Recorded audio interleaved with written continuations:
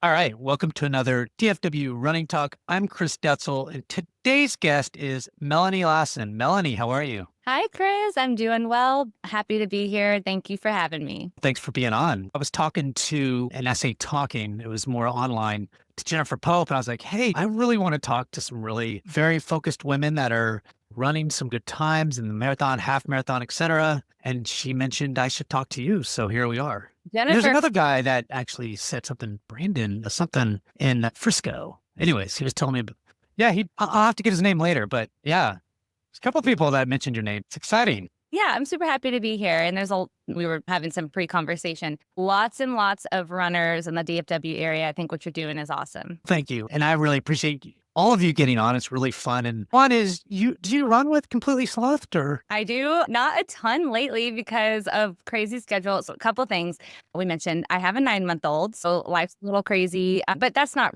the reason why. My husband works in medicine, so he has a really crazy schedule. So I actually ran with the group this morning. Mondays is my day, right? Like for the next this cycle that he's on where he can be home in the morning with the kids, but usually he's out the door at 6 a.m. So I live in Wiley, so I live pretty far That away. is far. Because they meet in Plano or?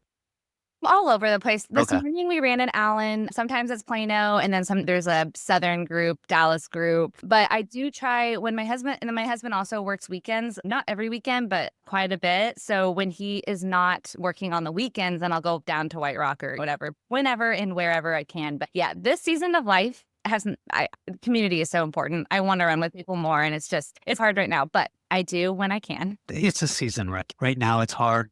6 months, 8 months, things change and things start getting a little bit better. That's just the way how life, you get a 9-month-old. And actually, we were talking this morning. So he has never slept through the night. And What? It's 9 months? yeah, he's never slept through the night. Hey, no shaming. And yeah, and I'm breastfeeding. So I have gotten up every Oh, single okay. with him. Yeah. And honestly, I've not slept through the night in years just because, like, when you're pregnant too, like, you're not sleeping great. And so, yeah, I am a tired mom. You make it. Yeah. 2 years, basically, no sleep. Oof. Yeah, that's rough. Let's do this, Melanie. And we'll get into kind of kids and things like that. But tell me a little bit about your running journey. Look, for a while, I'm going to be talking about running journeys because I think it's so interesting. And then we'll get into some stories that you might want to think about and things like that. So when did you get into running? And let's start there. Yeah, Chris. So I mentioned I went back and I listened to a lot of your episodes, and you have had very awesome guests on here. And I feel like a lot of your guests in the DFW area are actually newer to running. I am your example of I went back. I have been technically running for over 20 years, Wow. yes, which is That's crazy. great. I am your typical, I started running in middle school. My older sister ran. I think I just wanted to be like her. And I just was always like pretty good. I was your typical ran in middle school, ran in high school. I had a great high school coach experience, like cross country. That's important. Oh yeah, and then went on to run Division 1 in college. I went to UNC Asheville. It was like a small D1 liberal arts school. Same thing. I had a great coach there. And I do feel like your college and your high school coach can really make or break your running experience. And I think I had in high school, like, we were very good as a team. By the way, I'm from Tennessee. So like Oak Ridge, Tennessee, Knoxville area. And we were a good team. But he never, like, it feels like we ran a lot. I went back and asked one year. We actually only ran 30 or 40 miles a week. So But you're doing 5Ks, right? Or stuff like yeah. that. That was your, okay. Yeah. Yeah. We did a I long think run. that's smart. No, why It- would you want to do 70 or 80? Yeah. I talked to Travis one time. He was telling me he was doing 70 mile. I'm like, for 5K? In high school. No, in college. Sorry. You're right.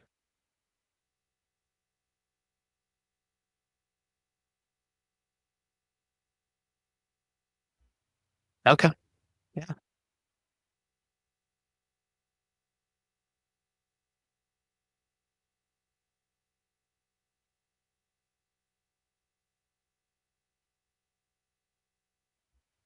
Early 5K, 10K. Yeah. And then, yeah, after that, my first half actually right after I graduated from UNC Asheville.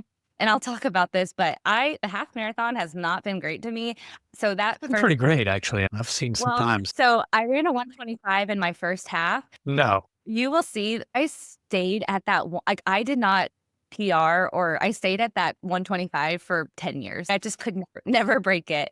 And then, Pretty tough though. It's a fast time, really. yeah, solid time for sure. But something about it, I just could never break that 125. And even though my marathons would show that like I should, but the half is really hard. It's I feel probably, like the marathon's really hard, but I like the marathon honestly a lot more than I like the half. really, Yeah, I listened to your interview with Javier, and I know he said the same thing. At least a marathon, you just get into that cruise and like you just feel good. You feel like you can go forever. A half marathon, to be in good half marathon shape, you almost have to run it like a 10K. So you have to be, and you have to do hard, fast workouts. you should. Yeah, I agree.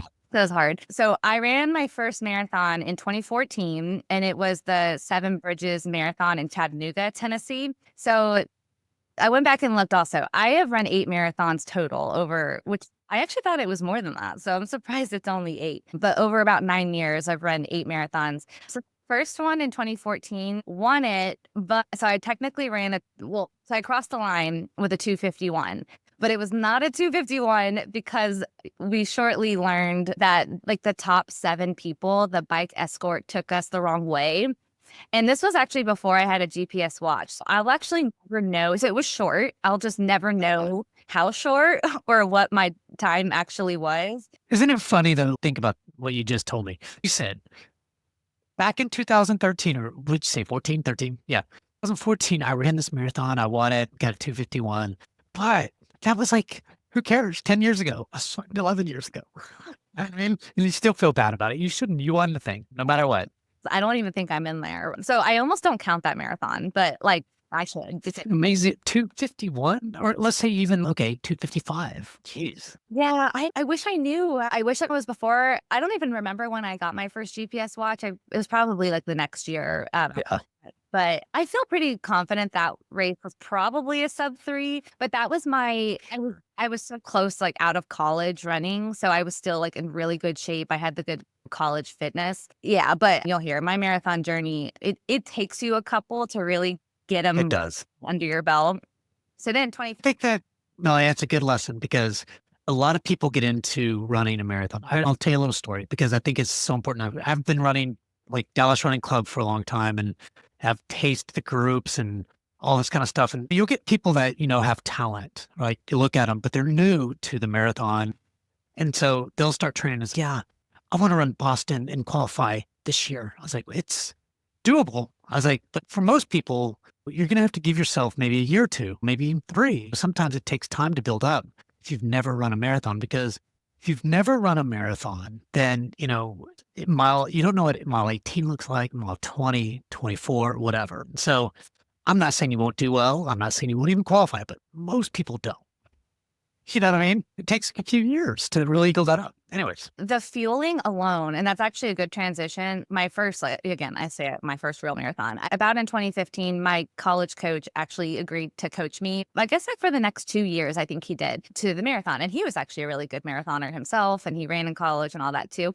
But I'll never forget, actually, before that race, he asked me, as we talk about first marathons and how important fueling is, he asked me, he was like, okay, like, what are you thinking for your fueling strategy? So this is my second marathon, 2015. And he was like, when are you going to take water and all that? I was like, oh yeah, so I'll probably start taking water and fuel after 13 miles. And he goes, wrong. You need to take it immediately, every single, and he basically just said every Gatorade stop, every water, just grab something. Yeah. But it's so true. It took me many years, and I'll get there, but it took me many marathons. And I think most people, it takes you a couple tries to truly nail the fueling and nail. Fueling's hard. Yeah. And you have to train with those first couple marathons, I did not even do great with training with fuel. Yeah. Yeah.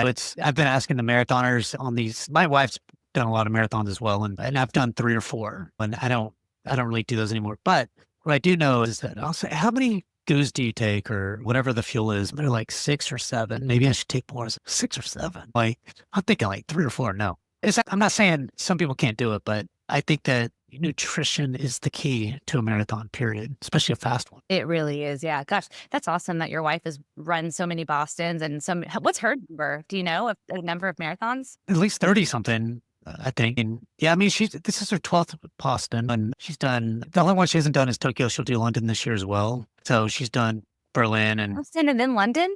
yeah, unfortunately she got in, but So she'll just run walk London, I think. No, Too. We gonna I'm going to go to Boston, but I'm not going to go to London. She's going by herself, or is she going with anybody? No, there's some people that she knows that's going to go there, but she's going to go by herself. I'm sure maybe they'll hang out. I don't know, but whatever. The international, I haven't done one yet, but I imagine they're tough, like with the time change and everything. She's done Berlin and she did okay, Berlin, but it's definitely a adjustment. It's going to be, look, for her, London's not going to be that difficult. Anytime you run a second marathon in a week, it's going to be hard, but she's going to run walk it. So it's not like she's going to try to Enjoy it. kill herself. Yeah. Doesn't usually run walk marathons, but After what are a you going week. to do? And I've done Boston. Boston, I was so sore after Boston. It's tough. Boston can be a tough one for people. Anyway, sorry, I don't mean to interrupt. I just so interested.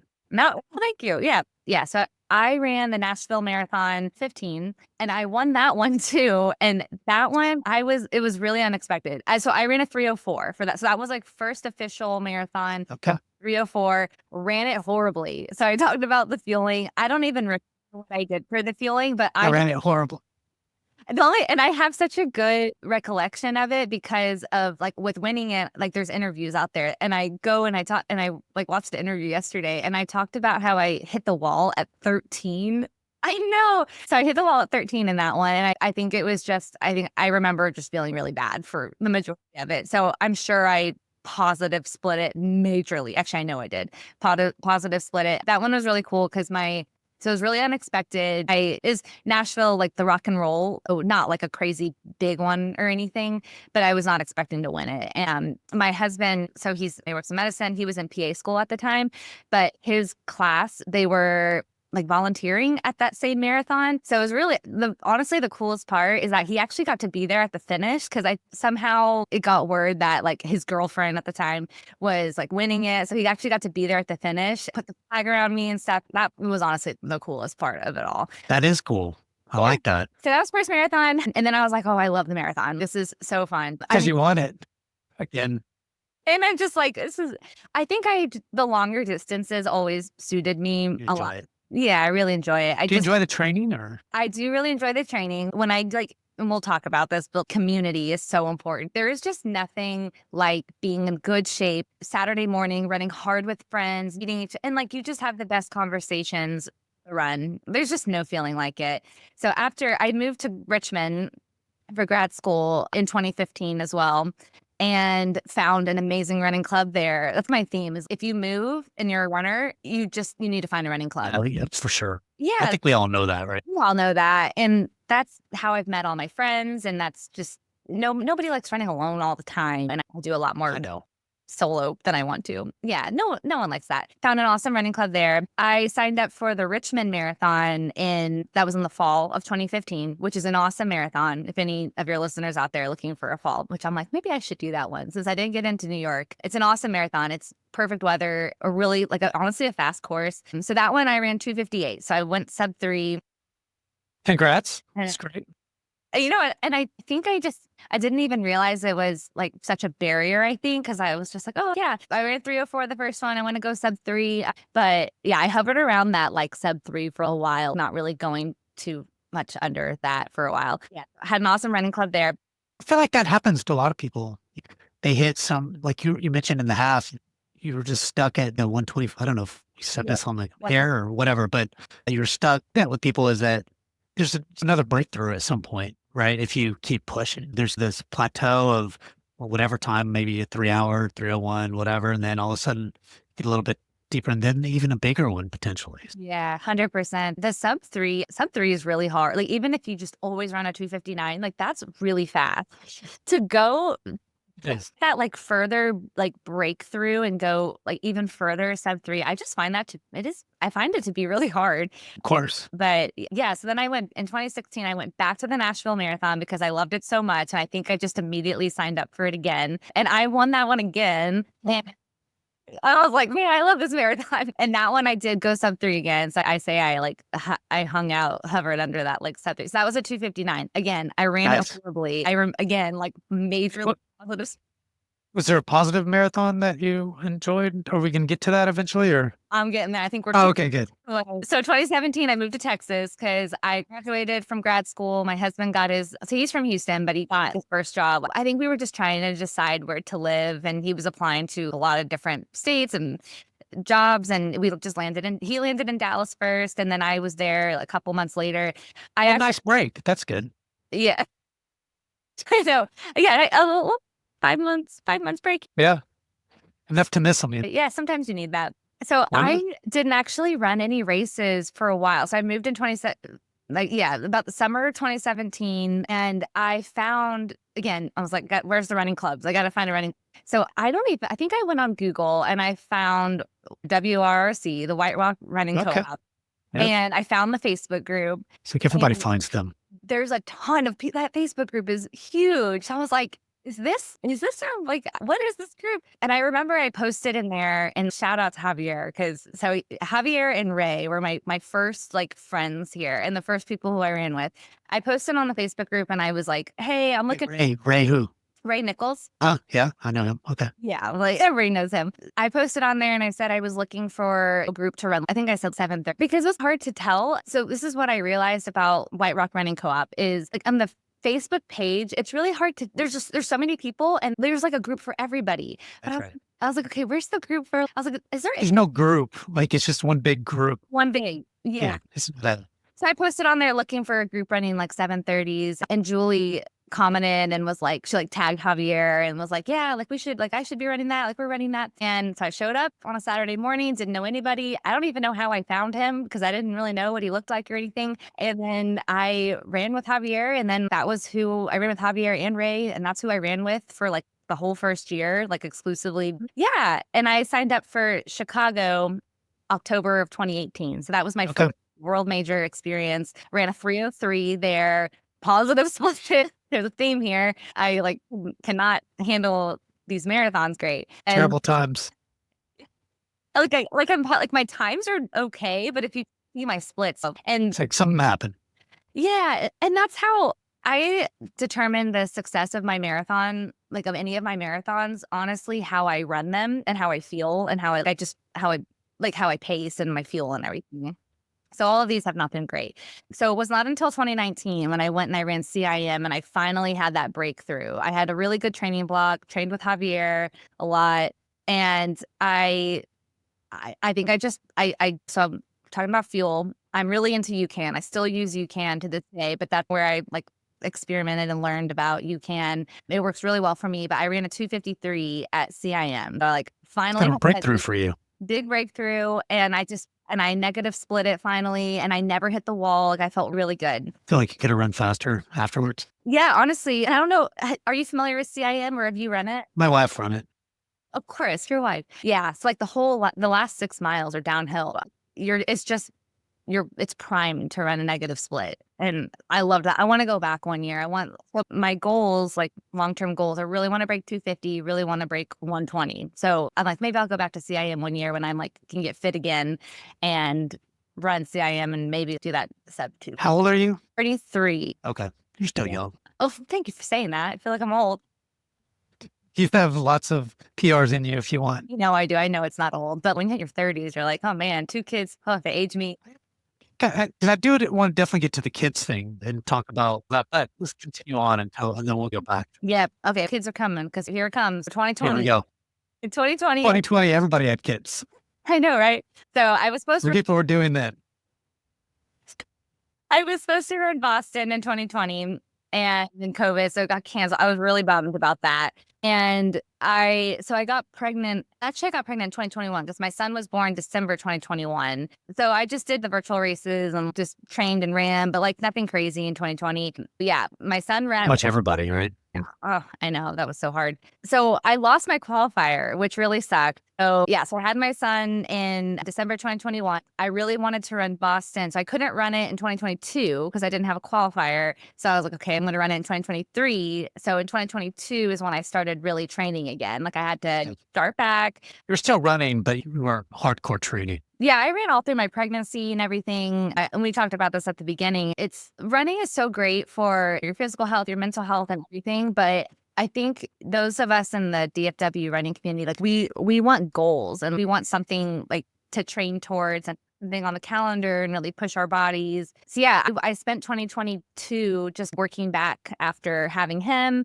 And So back up. I see this a lot, and I think this is really good for women that are pregnant. I see a lot of women like you continue on, not necessarily training, but still running, not training for because you can't get a PR or whatever. Can you talk about that? Kind of like how hard is it while you're pregnant? I think there's probably different stages and things as you're pregnant and running. What is that like? it's a great question, Chris. And truly, like having two pregnancies, it's different. It was totally different for Okay. both of them. So the first baby, I ran literally the day my water broke. I never felt like my body, of course, like your heart rate gets higher, like pretty immediately in the first trimester. I was like, okay, why, like running feels hard, but I felt like I still was running. I think I ran 12, like up until like about halfway. So about 20 weeks. I got, in both pregnancies, I got pubic symphysis dysfunction, which is, gosh, how am I going to describe it? It's just like pain in your pubic bone, but like in your leg. I had to go to chiropractor and they fixed it. That was the worst thing that really happened. And that made running hard. But yeah, it's really just working with your body. The second time was much harder. He was a much bigger baby too.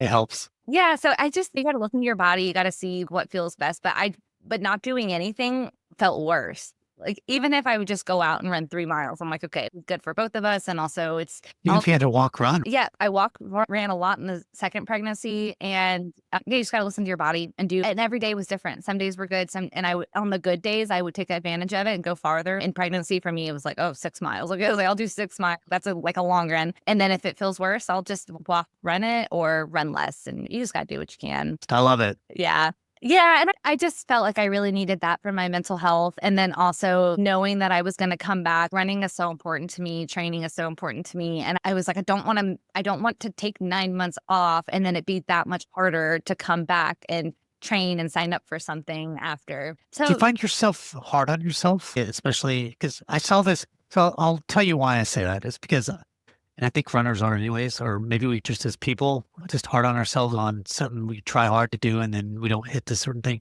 Like back in 2023, I think you ran a half marathon Houston, and I think it was at 127. I don't know, whatever, 128, whatever it was.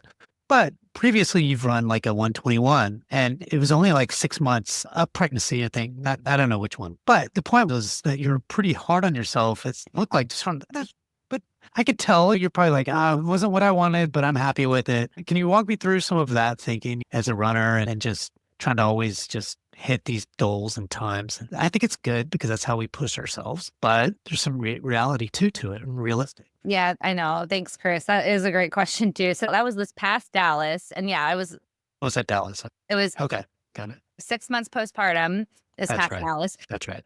And I knew the theme of this season of life I'm in right now is like no sleep. Running has been really hard. I've also changed jobs in the past. Like I've had 2 different jobs in the past 7 months. So I ramped up with this drinking from a fire hose. So it's just been a crazy season. And to your point, many runners, like we have big ambition, like we have big goals, or like most runners are pretty type A, and you train so hard, you really care about it. So you have big goals and it's easy to get disappointed with how you do. And that one I felt pretty okay because it definitely was not like, I was not expecting a great time. I don't even know what I was expecting. So I'm running Big Star in 2 weeks. And I think the same way. I'm like, Is that a half? Big Star? I don't even know. Okay.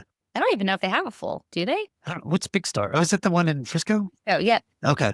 Yeah, I've heard of it. I've never done it. Speaking of COVID, again, I was supposed to do that one in 2020 and then it got canceled. So it'll be my first time doing it. But yeah, I think you just have to have realistic expectations for your fitness and like where you're at. And I think runners are type A, we have big goals. But ultimately, as I've gotten older, when I grew up with running, I grew up running competitively, ran in college. If younger Melanie could see my attitude now, Yes. really like remarkable because I was the type of person where like I could not miss a day of running. If a run was not 7:30 pace, it wasn't a quality run. And I feel like young Melanie would be so proud of my like mental state now. And I truly feel like anything is better than nothing. If I only have 30 minutes, that's okay. I'm going to go out for a 30-minute run and I'm going to feel better after. And I feel like I'm a good example of consistency over time. And it's just like 20 years of running, being consistent, not having any major injuries. And what I tell myself right now is this is just a season of life right now. If running's not at the forefront, sleep is not at the forefront, and running will always be there for me. And so Always. I think that's that's what I was thinking about after the Dallas half. I wasn't happy with my time, but it's fine. I'll get back. Yeah, it sounds like you're all that hard on yourself, so that's positive. Maybe not as I thought, but one thing I love is you mentioned if I were to look at my young self and what would I say? You just don't know when you're young anything. You know what I mean? You don't know what it's like to go through different stages of life of, okay, you were single, now you're married with kids, and it just goes on and on, right? You get older and you just realize that I love running. That's not number one. It's number one to stay in shape and just to be fit and just to keep my mental saneness. I don't know if that's a word, but the point is, I think that's important. You don't know what you don't know at a young age, right? But you know now way more than you did before. So I think that's something to keep in mind is you got two kids, they're young, and your husband works different crazy hours and you do too. And you get, like you said, another job, two jobs, and you're tired. Running and sleep is key to do well. I think that's the number one thing is trying to rest. Oh, I know. I do what I can. I think we're getting there. I feel like I'm close to getting more sleep. Every once in a while, I'm like, oh yeah, like he's doing some longer stretches. And I'm like, oh man, no. Literally 10:30 and 1:30. He always wakes up 10:30 and 1:30. And then man, it's just a season of life. I know it won't It be is. forever. And then just like with running too, I'm just like, I will have a time again where I can run so many miles and do crazy workouts. Like, I know that that's not lost forever. But you can't wait. I am like, oh, especially everybody doing Boston. I'm like, and seeing everybody just crush their workouts. Like, I went to White Rock. So you should interview Maddie. I know she's in the sweet. Okay. Oh man, she's gonna be a good one to talk to. I did half of her workout like this last Saturday, half of it. She ran 24. And I just literally watched everybody crush their workouts and everything. And I'm like, oh man, like I want to be in this good of shape again. It just feels so. You will. So all right. Let's, I guess, go back in because we didn't get the last couple of marathons, I don't think. Yep. Okay. We're almost there. 2022. So I had to requalify for Boston and I signed up for, I can't remember the name of it, but it was in Madison, Wisconsin. It was like it's the last weekend race to qualify for the 2023 Boston. So it was in September. And so I went with, I don't know, you know those people like Dan Club, Randy. We had a nice group. Oh, Brent was there. We had a nice group of some Dallas people running that race. However, so it was on a Saturday and I didn't have crazy training. Like literally my only goal for that race was to qualify for Boston. So if like for my age, I think it was like 3:30. I was like, okay, if I do like a 3:25, yeah. And I was like, I need to get a 5-minute buffer. So I think I only did 1 20-mile run. Like I didn't do any crazy workouts or anything. So the race goes off on Saturday and like weather is fine when we start. And then 6 miles in, and I was just running with Randy, feeling really, again, I was like, I'm not pushing, like, I'm just calmed. I was like, I just need my qualifier. Like, that's the only goal for this weekend. I flew by myself, like, no family, anything. And we start seeing the sky gets really dark. And then it's getting darker and darker. And I'm like, oh my gosh. And then cooler. And then 6 miles in, they start ushering everybody off the course. And so then they like put us underneath this bridge and then this horrible storm hits. And then they essentially so actually when they ushered us off, I like bawled because I was like, my whole reason, all those mornings of training. I think I would have cried. Yeah, I cried because I'm like this, like my whole reason, like I just wanted to qualify for Boston. This is the last chance. Like there's no other time. There's And no also, race. we knew we wanted another baby. So I put a lot of pressure on myself as I was like, if I don't run it in 2023, I'm not running it until 2025, 2026. And I never run it. 26, yeah. I ran it in 2020. So it's just a long time coming. I really wanted to do Boston. So yeah, I cried. I was so sad. We eventually we got a ride from, it was like me, Randy. I think we all found each other. It was like me, Randy, Dan, Brent. We reconvened. And then we got a ride from this random person back to the start. And we are like, why are we getting in the stranger's car? Like they just saw us and they were whatever like, it takes. You're from the race. I know. So I actually, while we were waiting there underneath the bridge, because it was the last chance qualifier for Boston. So there were a number of people that were really bummed in the same position as I was. And this one girl had her phone up and we were literally researching what other options there were. on Sunday, the Fun. next day, which was technically the last day. And I look back and I'm really glad that race was on a Saturday, because if it was on a Sunday, like it would have been done. So I pivoted and there was a race. It was like 3 hours north of Madison, Wisconsin to Minocqua, Wisconsin. It's Wow. close to Canada. And I rented a car. So it started out we all were going to do it. And then everyone bailed. But I'm like, was so stubborn. And I was like, I'm running that marathon. I'm qualifying for Boston. So I rented a car. I pivoted it. I got a hotel and I was supposed to fly. But I changed my flight and I like drove up. And then the next day I ran, it was actually a trail marathon and it Oh was my, awesome actually. I'm so I surprised. love trails. Anyways, go ahead. Oh, I loved it. And it was Boston certified, which I'm really like, I look back and I'm like, That's kind of surprising. I know, I was so surprised because it was called the No Frills Marathon. And let me tell you, Chris, it was no frills. There was nobody handing out water. Water was Yeah, on a of course. table and you just pick it. Yeah.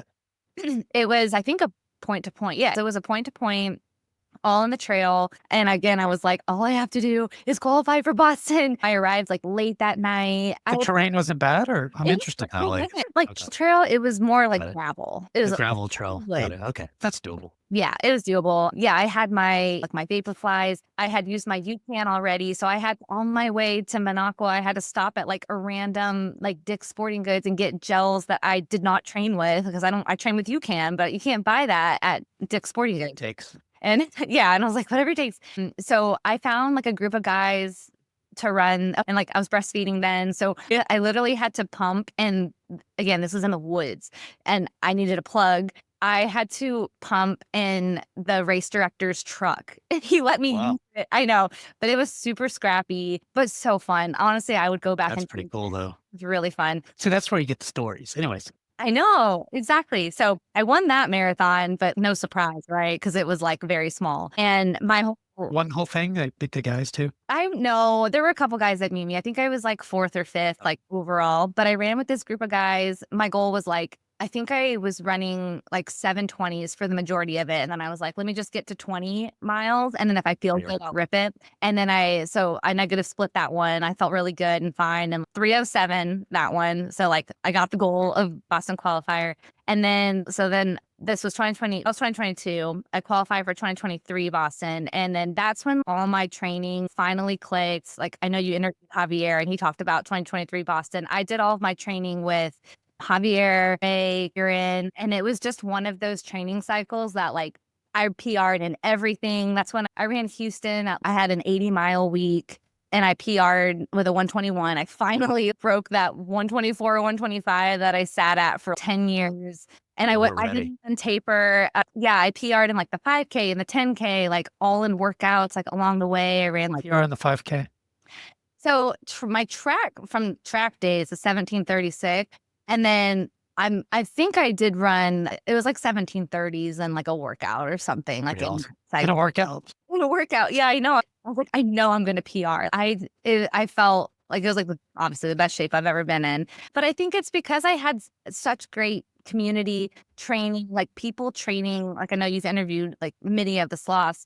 Like beautiful things happen when you have people training for the same race and you do the same workouts. And we were following. Are you familiar with the Fitzinger training? Heard of it, yeah. I respond really well to Fitzinger. That's actually, I didn't mention this, but that's the training I used when I did CIM and I had my first breakthrough then. So talk about it. Tell me a little bit more in depth about it. It's nothing crazy. Like I think about Jack Daniels and that is so intimidating to me. Fitzinger is really nothing crazy. You can choose between whatever mileage you want. So like for CIM back in 2019, I think I only did like the 65 to 75 or something. And then for the 2023 Boston, I bumped up to the 85 Fitzinger plan. And it is nothing crazy. It's really, you do a medium long run. And that one for the 85-mile week one got pretty, like you got up to 15. You were doing like 15 miles every Wednesday. That was really hard because I'm starting at 4 a.m. before work. That was always really hard. And it was just all about like tempos. You did some 600, some Ks, but like it wasn't track really, which was what I was used to like pre-kids, did track workouts. And then after kids, I have not done a track workout since kids because I just can't make it out to the track. but I can do them on the roads outside. Yeah, and it's all about tempos, a lot of long run workouts, but nothing super fancy. It's just tempo. Like we got up to a 14 miles at MP. So that was like the big one. But you build up to it. Like it's really doable. Wait, so when you say 14 miler, do you mean like with speed and stuff like that? So it's a 20 miler, but 14 miles at MP. So it was pretty big, but on pace, yeah. you build up to it though. Yeah, I just feel like it's very realistic and it's free. Like I found it all online for free. Kieran had the book, so he would send us like the apps. Very technical. Yeah, he'd send us Brett's kind of like that. Just very. Let's go back to Boston. Tell me about that. yeah, that one. So I don't think I ran that one as great. Okay, so I ran a 251. But I know I could have done better because never. See, a 251 at Boston. Okay. Yeah, 251 at Boston. Wait, is that a P? Was that a PR? And it's a PR. Yeah, it's still Okay. actually I You're have still not happy. oh what? You still weren't happy.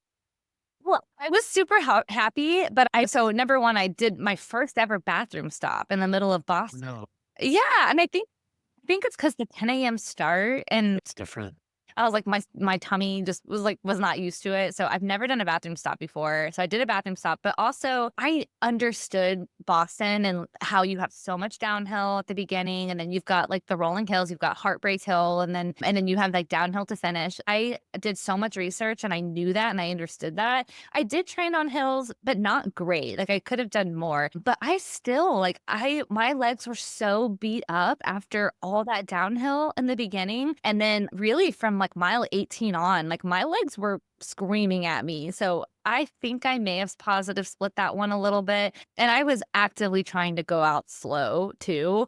But that downhill It's just a little harder doing that.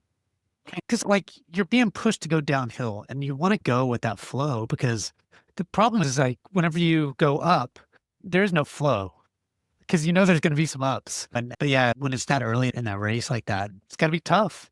Talk a little bit about kind of the starting time and all that kind of stuff that maybe you weren't used to. Most marathons start at 7 or 8 o'clock. Yeah. And this one starts at 10. You got to get on the bus, all these things. yeah, you still wake up so early and then you don't run for hours. So fueling was like interesting. Like you had to be sure to bring a lot of snacks with you. Also, because my qualifier was a 3:07, I didn't get to start with Kieran, Javier, Ray. Like I started in a further back corral by myself, which was good. And so it was bad in the sense that I couldn't find them and run with them. I feel like they probably helped me to go out a little bit slower, but also good in the sense that I was passing a ton of people and was like pretty cool, but also the start was Inspiring, kind of get you going a little bit.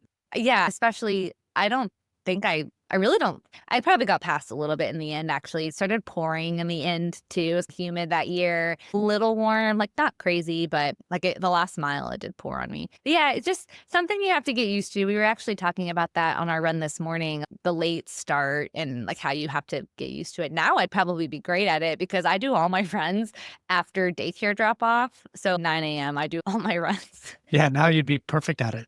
Yeah. What'd you do after Boston? Was it, hey, I had a kid kind of thing, or what was the? Yep, 2023 Boston, and then oh gosh, I should have done this. Yeah, I think I was pregnant 2023 in the fall. That was actually my last marathon, so I'm like really itching to run it. I definitely need to do a fall marathon. Since it can't be New York, I need to really think about which one I'm gonna do. Yeah, nothing between. I did run Dallas half when I was pregnant. Actually, I think I ran faster at that than I did postpartum, which is crazy, if that tells you anything about motherhood. But yeah, other than that. Yeah. Go into that, the postpartum stuff. Like, what is that like? And then really then trying to run and do all the other things that, mom's got to do. Yeah, You said you're breastfeeding and all that stuff, and I'm sure that's it's part of it. It's for sure a challenge because it's like any listeners you have out there who understand breastfeeding and running and working, like you live in 3-hour increments. Like for me, it's like right now I always feed in the morning, but then I'm working. So it's always a 10, a 1, and a 4 o'clock. Those are my like times I have to pump. And so you just live in that with training and running and your time. Yeah, postpartum, I think so. Pregnancy with my second, and I think I was able to run the Dallas half faster in pregnancy than postpartum because like things were really good. And then I remember it was right after the Dallas half. I just went downhill, like running wise. Like things just got so much harder. It's almost like my body knew. It's just get to Dallas, like just get to your half. I can't even remember what my time was, honestly, but it was 120 something. Yeah. And then like postpartum, I think I will always say going from 0 to 1 is way, way harder than 1 to 2. The only thing with 1 to 2 is time. Like your time is split more. And like, again, I mentioned my husband works in medicine. So that's a challenge. And I think that's why I'm not able to train as much as I would want to right now. But again, I know running will always be there and it will come. Yeah. Well, that's awesome. Is there something that I really should have asked that I didn't ask? I didn't ask, what do you think's next? You're still going through some of these things, potentially a marathon, but you're not sure. What's going on right now? Definitely want to do a fall marathon. I just don't know which one yet because I was really banking on New York. Didn't get into New York. So yeah, I mentioned Big Star in a couple weeks. And yeah, we'll That'd be fun. honestly, Just kind of see where you are. yeah, hopefully, surely I can run faster than I did in Dallas. I don't know anything about the course or anything, surely, because I'm like more months out. Warm. You gotta, It could be warm. That's true. Dallas half is usually great weather. that's pretty warm, actually. It Oh, it was was warm. really warm that day. Oh, yeah, I forgot about that. I paced a 150 and I was like, Oh, you did? yeah, I love pacing. It gets me away from racing a little bit and people look, you get in the race for free and you get to get people to the pace that they want to go to. And it's just fun. You get to kind of give back a little, but you also get to run a half marathon. Oh, yeah, I paced a lot when I was in Richmond, when I was living in Richmond, and like the running community is awesome in Richmond. And I was in like my running club there. So, yes. What would you pace today if somebody's like, Melanie, like we have a 130, a 140, a 150 for half, let's just say, what would you do if I could do a 140.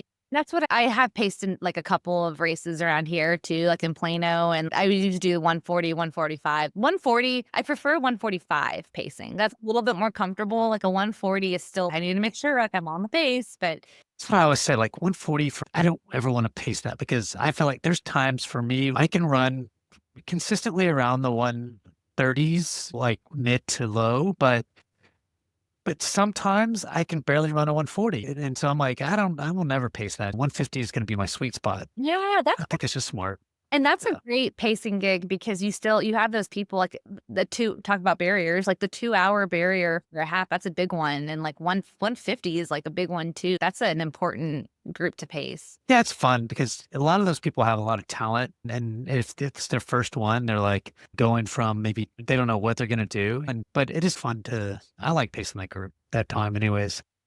The best. So you've got the Star, you've got potentially a fall marathon, and you think about Dallas maybe, or that's always going to be there. And I've never done the Dallas full. And I don't know, there's a draw to do it just because I live here, but I heard so many bad things. Not bad, just that it's hard. But I feel like we all should do it. Always Dallas half marathon, like one of the series is like everybody does it. You pace it, everybody in Dallas does it. It's one of the best weekends of the year. I would love to do always. Pretty good. Over the last several years, they've done a very good job. And then the crowds are crazy now.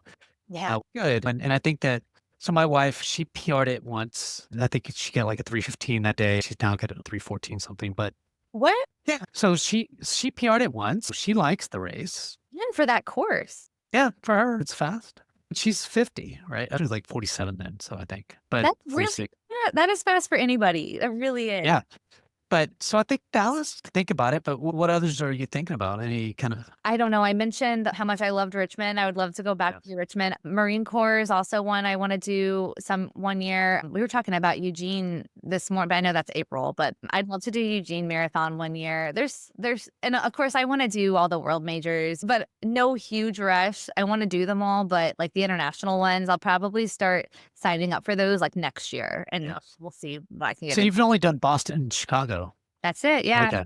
All right. And how many times you just done Boston once? Yep. One Chicago Boston. once? Okay. Yeah. All right. Let's look, got a lot of talent. There's no doubt from a qualification standpoint, you'll be able to qualify for any of those. Just trying to get in still is always the opportunity, right? So, and Yeah. I love your journey. You've been doing it for a long time and you continue to get better. Now, like you said, you're in spurts at times, right? And now you're in another cycle of babies and things like that. they'll get older and you'll get better and you'll get back into, you already know this. I cannot wait for the moment that like my boys are old enough to ride their bike next to me, like when I go for a run. Like Yeah. that is something that really You do the stroller? oh gosh, I do and I hate it. I only do it if I have to, but I do not like it. But I just can't wait till they can like bike next to me. And I think like going back to the parenthood thing, I think it's really important for like our children to see like their mom have my own goals, and I think that'll just be healthy for them, for their relationship 100%. forward. And like I think it's just a good example for anybody to be for their children to see that. How can you disagree with that? Yeah.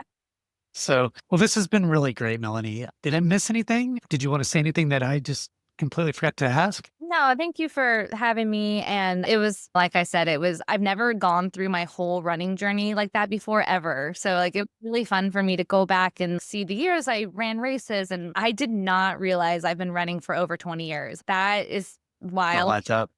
Yeah, it's crazy. So I really enjoyed going back and like going through my running journey and like seeing where I'm at. And yeah, again, you've had amazing, super fast people on this podcast. So I just feel really honored to be here. And I love what you're doing like for the DFW running community and talking to everybody. And I am a listener of yours now. I appreciate you listening and saying all the kind things. And we talked about this pre-show is my goal is to get the stories out there about DFW runners. There are some really awesome, fast women runners, really great men runners that are fast, that care about running. And it's not necessarily always about the fast, but it is to me always about the seriousness of your health, the running and things like that. It is a running podcast. So we want to be serious about it. And that's how I feel. And there's a lot of really serious runners in DFW, and I didn't even scratch the surface. And I appreciate you telling your story and getting on and just thinking about that journey, because your journey just is going to continue for years to come, and you'll get to be a great influence on your kids. And it's fun. I'll say this, I just think